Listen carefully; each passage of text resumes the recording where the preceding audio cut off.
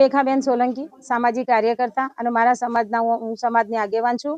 હું અત્યારે તલોદ તાલુકાના રૂપાલ ગામે બેઠેલી છું અને જે પીડિત છે એમના ઘરે જ છું.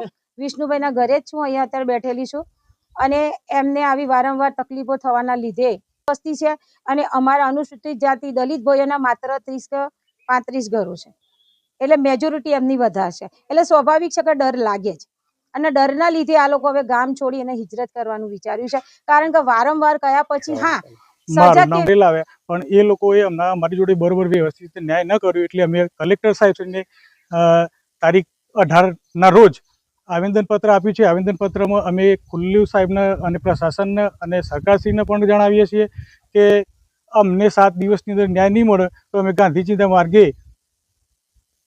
માર્ગે અમે ગામ છોડી દઈશું, ગામને હિજરત કરીશું. કારણ કે હવે અમે કંટાળી ગયા છીએ આ ગામથી, બરાબર. કારણ કે અમે સારી રીતે ખાઈએ છીએ પણ સારી રીતે સૂઈ નથી શકતા. 7 દિવસમાં સમાધાન નહીં થાય તો અમે ગામ છોડી દઈશું એમ. કેવા પ્રકારના સમાધાનની અપેક્ષા છે? હવે જે તે સાહેબશ્રી કલેક્ટર સાહેબશ્રીને આવેદનપત્ર આપ્યું છે, ન્યાય એમ ન આપવાનો છે. ન્યાયની પ્રક્રિયામાં એવું છે કે અમે એવું ઈચ્છીએ છીએ કે આવનાર 7 પેઢી 70 પેઢી સુધી અમારા ગામની અંદર આવું કોઈ ન બનાવ બને એવું અમે કલેક્ટર સાહેબશ્રીને, એસપી સાહેબશ્રીને અને માનનીય સરકારશ્રીને પણ જણાવીએ છીએ એમ, બરાબર.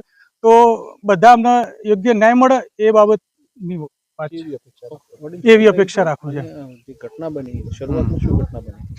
તો રમાપીરના મંદિરે એ અમારા બધાને તો જમવા બોલાયો અને પછી અમુક ગામવાળા દારૂ પીને આવીને પછી ધમાલ કરીને પછી અમારા છોકરાને મારે. કોને મારે? એ દરબારભાઈ. એટલે તમારે સંતાન કે શું હતું? કોના? મારો બાબુ જ હતો, જિગ્નેશભાઈ. પછી અમે ત્યાંથી છોકરાને ઘેર લાવી દીધા અને પછી તરત જ અમે તલોદ પોલીસ સ્ટેશન જતા. અત્યારે શું બનાવ બન્યો? અત્યારે આ ગાડીનો જ પ્રશ્ન બન્યો હતો.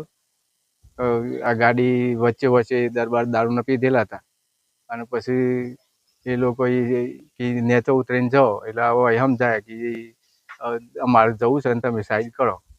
એટલે પછી એ લોકો બે આમ જાત વિવાદ રીતે ગાળો કાઢી અને પછી